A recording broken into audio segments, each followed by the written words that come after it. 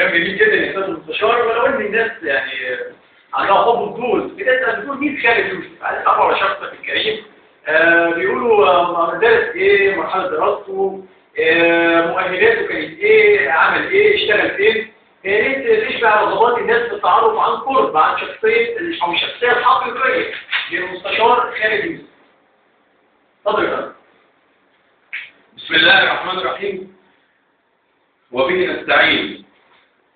وإن كنت لا أود أن أتحدث عن نفسي كثيرا، فأعضاء مجلس الشعب في المرحلة السابقة كان كل حديثهم عن النفس وعن الذات، ولكن إذا كانت هذه رغبة المحبين للمرحلة وليس المحبين لشخص، ويريدون أن يتعرفون أو يتواصلون مع شخص يريد أن يساهم أو يريدون منه أن يساهم في تلك المرحلة ويكون مجاهدا عنهم ومطالبا بحقوقهم لانتزاعها وممثلا لهم تحت قبة البرلمان، فهذا حقهم. ونحن إجابتنا في هذا الموضوع مختصرة وبسيطة ومتواضعة، ألا وهي إنني مواطن نشأت في أسرة فقيرة والحمد لله، ولكن كان المبدأ هو ثروتنا التي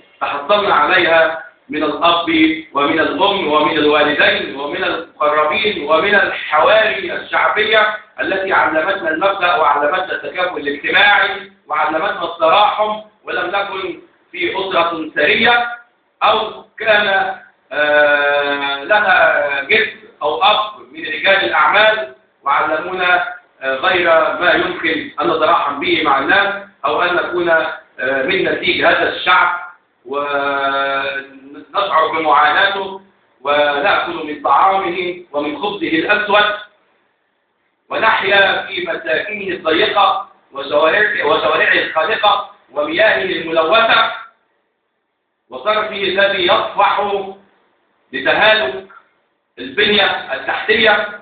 فنحن عانينا كثيرا ونحن نشعر بكل هذه المعاناة. أما أنا فكنت طالبا في كلية الحقوق جامعة عين الشمس، وكنت أحد النشطاء السياسيين باتحاد طلاب الكلية في الجامعة في مطلع عام من 1984 وحتى عام 1987، وحتى حصلت على درجة الليسانس في عام 1987.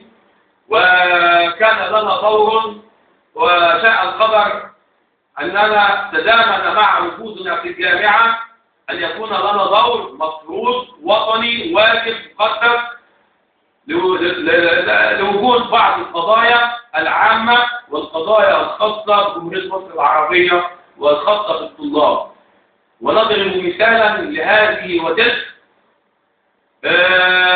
كان في قضية يمكن الجيل الحالي لم يسمع عنها كثيرا، ولكن عندما يسمعني أجيالي في هذا الزمان سواء السياسيين منهم أو الذين كانوا في نفس المرحلة، مرحلة التخرج أو في سنوات التخرج، فهم على علم بهذا تماما.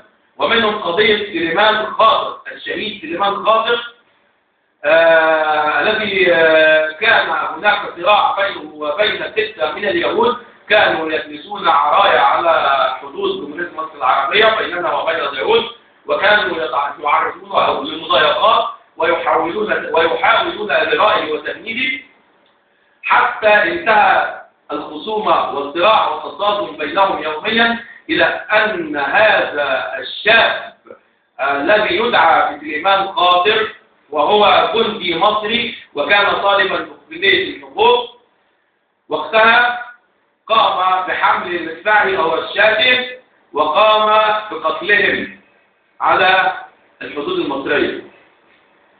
وقامت الدنيا ولم تقع، فاليهود يقتلون مئات العرب والمسلمين والمسيحيين يوميا. ولكن عندما وقعت هذه الواقعة أصر اليهود على أن يقتلوا هذا الشاب بدون أن يحاكم محاكمة عادلة. قامت الحكومة المصرية بالتواصل مع اليهود عندما قبض على هذا الشاب فاتهمته الحكومة المصرية بأنه شاب مختل عقليا ووضع في مستشفى،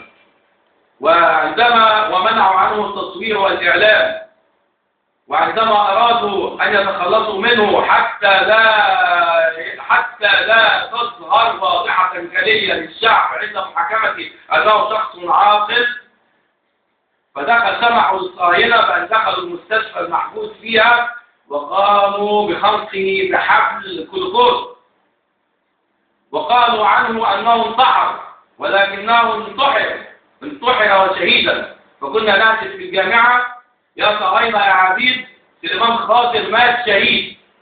وتبنى هذه القضية في هذا الوقت من القادة السياسيين الشرفاء، ومنهم حزب العمل بقيادة إبراهيم شكري، الذين حضروا جنازة هذا الشاب وكرموه من جميع القوى السياسية والاتحادات الطلابية، وكنا ممثلين في تأبين هذه الجنازة والدفنة، وتم تكريمه من شعب. أما بالنسبة لبقية الأحداث حتى لا نطيل، فكان هناك بداية الانتفاضة الفلسطينية والتي كنا نخرج من أجل تأييدها بالمسيرات والمظاهرات. سليمان خاطر تأييدها بالمسيرات والمظاهرات أيام الجامعة، وتوالت الأحداث. فكان هناك حدث آخر بأن هناك طائرة مصرية كانت تحمل فلسطينيين وكانت في المجال الجوي، وقامت الولايات المتحدة الأمريكية عندما كانت تحت رئاسة الرئيس ريغن بإجبار هذه الطائرة على الهبوط وكسر الإرادة المصرية وانتهاك السيادة، فأجبروها على الهبوط وأخرجوا منها ركابها، ثم سمحوا لها بالطيران غصبا. وكانت هذه إهانة، اعتبرناها إهانة ونحن طلاب في سن ريعان الشباب، وكان لنا رد فعل وتعبير قاسي ردا على هذه القضية، وأجبرنا الرئيس ريغن على الاعتذار للشعب المصري واقتداء. وفي بعض القضايا زي البوسنة والهرسك والشيشان، كل الأمور دي أعبرنا عنها والحمد لله، وأدينا دورنا أينما كنا في المرحلة الطلابية.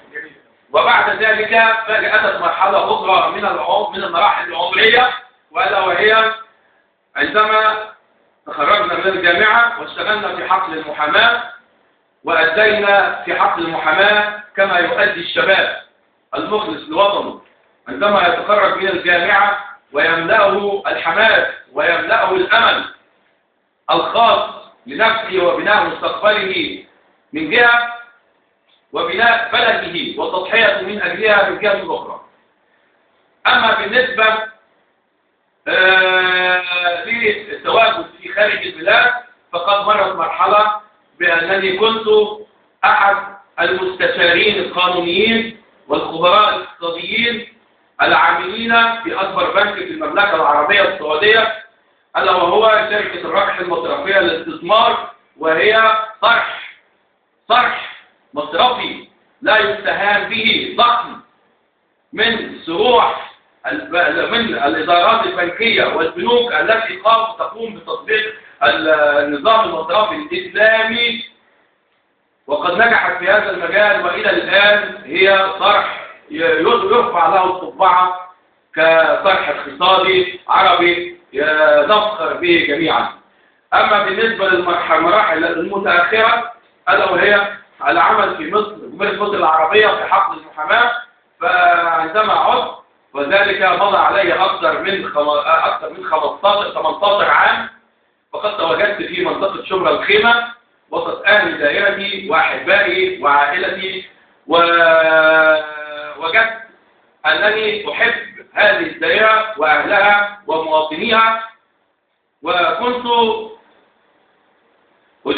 مدافعا ومحاميا يسأل عني زملائي عن طريقة أدائي في المهنة وعن إخلاصي في المهنة وإخلاصي لهم وإخلاقياتي معهم وإخلاقياتي مع أهل الدائرة، وخاصة منهم الفقراء والمحتاجين، والذين كان يتم التصالح بين الخصوم الذي كنت أقدم الصلح بينهم قبل عقد الخصومة بينهم في المحاكم. وأكثر القضايا وأغلب القضايا تم إنهائها صلحا في المكتب.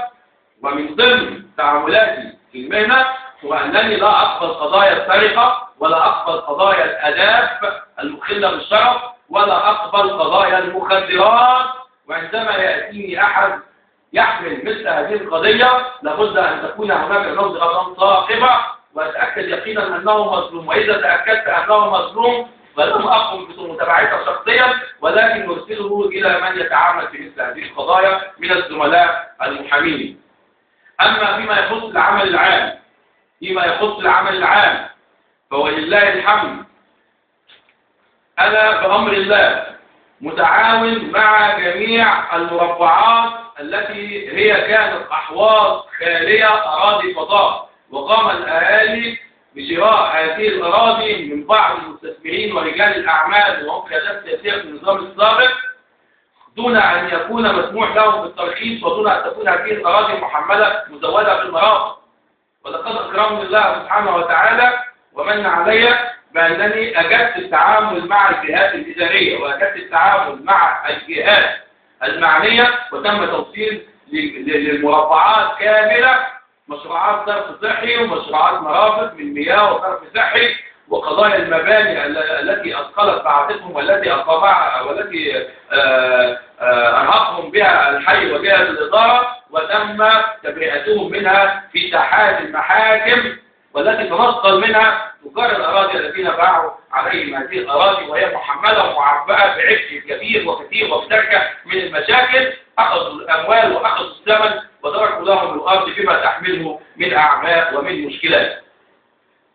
وعلى المحور الآخر فإن قضايا الغير قادرين هي محط اهتمام، ولا يمكن أن نفصح عنهم ولا عن أسمائهم حتى لا نفقد الثواب والأجر الذي استغلناه دون قبل أن نفكر في الخوض أي معركة انتخابية ولم تكن قبل أن تكون هناك ثورة وقبل أن تكون هناك مرحلة جديدة. فنحن كنا نعمل في ظل الظروف المحيطة بنا، ونتواصل مع جميع أهل الدائرة ونتواصل مع غير القادرين أينما كانوا، وتعرفون إن كنا لا نريد الإفصاح عن هذه الأمور لأنها أوجه بر وأوجه خير، والأفضل أن تكون سرا وفي طيب إكمال حتى لا نرائي به.